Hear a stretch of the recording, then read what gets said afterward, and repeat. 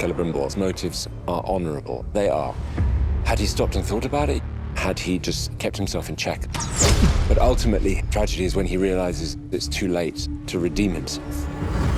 He sees him as a means to an end, but I think there's also something incredibly inspiring about Celebrimbor, something that lights the fire within Anatar. Welcome back for an extra special finale episode of Inside the Rings of Power. And I am thrilled to be joined by the Rings of Power showrunners J.D. Payne and Patrick McKay. Take us back to the beginning of the series, before you even started shooting season 1. How much of season 2 was already planned out? Season 2 was always going to end with the destruction of Eregion. That was very, very early. Galadriel and Sauron having a reunion and a confrontation properly as, like, you know, hero and villain was there for a very long time.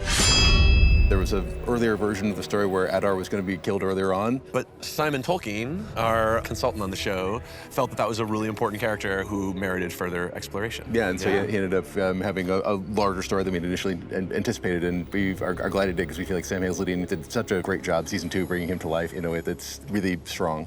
Had this ring heal the rift between Elf and Uruk? We find it quite emotional when Adar dies. It's very strange. Disturbing, but also heartbreaking somehow. Oh, it's on my left hand, so I'll do a double-handed one. Yeah. 3, 2, 1, action. Can you clear this up for me? Is he Anatar or is he Sauron in the fight with Galadriel? There's actually quite a subtle evolution of the character in the storytelling and the costuming and in the performance that Charlie Vickers amazingly gives. Somewhere around the middle of the season, he's actually really just Sauron. Is there any significance with Sauron wounding Galadriel with Morgoth's crown? There are weapons in Tolkien that are invested with a special kind of power because of their proximity to evil. The crown of Morgoth is literally the symbol of the most evil being in all of Middle-earth. The fact that Sauron have it refashioned and suited for himself, trying to take up that mantle of Dark Lord and then have that thing be turned into a weapon that you could use to stab our heroine, you gotta believe that that's something that's gonna hurt. The whole season, in a way, is really about, now that the Elven rings are here, what do they mean? And the whole season is exploring that Sauron brought some knowledge into their construction. Does that mean they're inherently tainted? And Elrond comes to believe that no. And Galadriel has bet that no. And by the end of the season, they're both united. These rings will protect us and protect the world. And the moment when Elrond finally puts on the ring is one that we love. It's like an exorcism where Galadriel's very soul feels like it's in the balance, and Elrond makes this choice to finally trust his friend and say, no, the rings are good. And that shot where Rob Aramayo looks down the barrel through the camera right at the audience, and you have this direct moment of communing with Elrond. When we were in editorial, we literally look at that shot, we said, hold it longer. What Rob has been building with Elrond is somebody who now has lost the place he thought was the most beautiful place in the world. Somebody who has lost a Library of Alexandria-like thing. All of this is actually fostering in him someone who already has the idea of bringing cultures together. That is the full record of Celebrimbor's works. The wisdom of all who ever dwelt in this place. Its value is beyond jewels or even blood. He's going to build a place of his own that'll learn from all those lessons. We know that when the dwarves get the Rings of Power, it doesn't impact them the way that Sauron had hoped. But what it did do to them is the rings inflamed their greed. The lore gives us the dwarves dug too deep and awoke a Balrog. But part of the opportunity and challenge of this show is, like, within that nugget, where's the story? Come and see, my son! Feeling that inevitability is also part of what makes it dramatically satisfying. The Balrog is not a single event. It is an evolving event. Season 1, we teased that he's down there and awakening. Season 2, the moment where Peter Mullen, as the king, who we will miss enormously as a person, as a performer, leaps for the Balrog to sacrifice himself. This was a visual that originated in the first writer's room 5.5 years ago, and we've been working to get to ever since. And then now the legacy of that, the empty throne, is going to weigh very heavily on Durin, on Disa, on Narvi, on the future of Khazad-dûm. We have big plans for the dwarves. At the same time we're doing all of this other stuff, we have Numenor. Numenor has a really grand and important destiny and a tragic one. And Pharazôn's at the heart of all of it. And at the end of this season, Pharazôn, has come to believe that Sauron is extremely dangerous, has his eye set on Numenor, and Pharazôn is acting defensively to prepare for what he sees as a coming clash. All so-called faithful are now declared traitors of Westernesse. The Pharazôn story has only just begun. The stranger at this point has been revealed to be Gandalf. He actually has to turn his back on what he thinks is power, getting his staff, and go and save his friends. And only by saving his friends is he then able to earn the right to fully get his staff, become a wizard, learn his name, and move forward. In a sense, it's really Nori, who is the anchor of good. He lands in Middle-earth. He could go anywhere, and yet he chooses, and it seems like Nori is the guiding light. Ironically, you could make an argument that it hasn't been to help him find his destiny, but for Nori to find hers. It's high time I walked my path. She's off on a journey of her own that'll go unexpected places. But this was as important for her self-discovery as it was for his.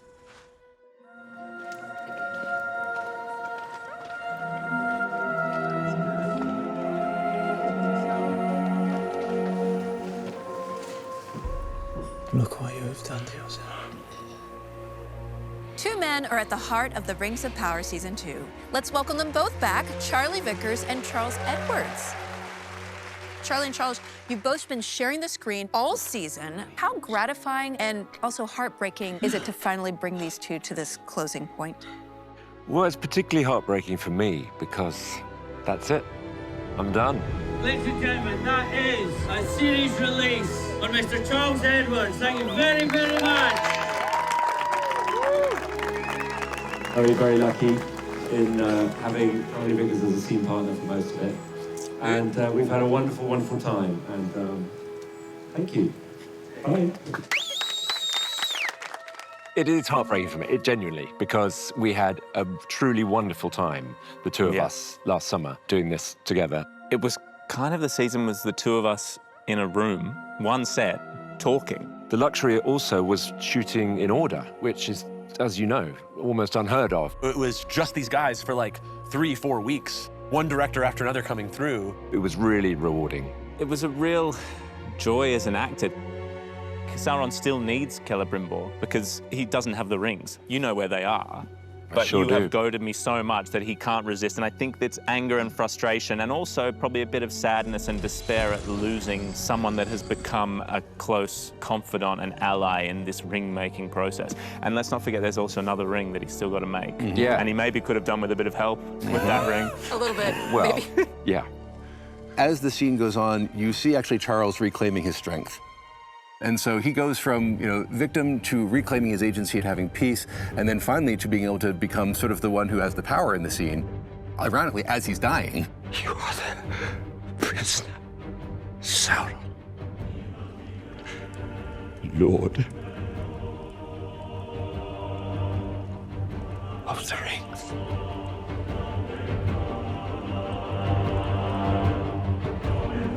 Well, it was a beautiful tightrope that you walked all season, and you made a big impact.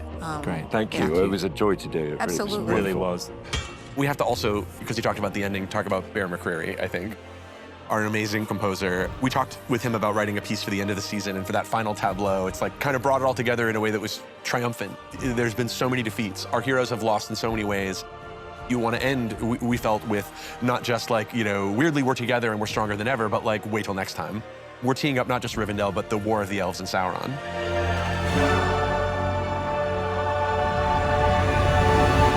That is the wrap! Well done, everyone! Here we are. Again. 3 years later. We Ups and reunited, having spent the season apart. Yep. And now we've just wrapped season 2. Very exciting. It reminds me of my favorite Tolkien quote. Evil cannot create anything new.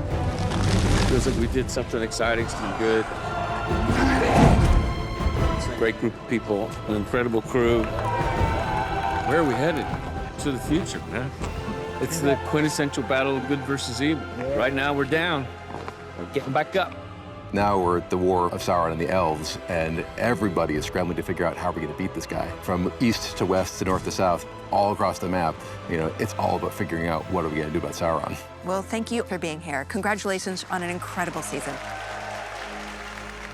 Thank you to all of our guests this season on Inside the Rings of Power. It has been my pleasure to journey inside Season 2 with you. So, until we hear news of Season 3, I'm Felicia Day, wishing you good night from Middle-earth.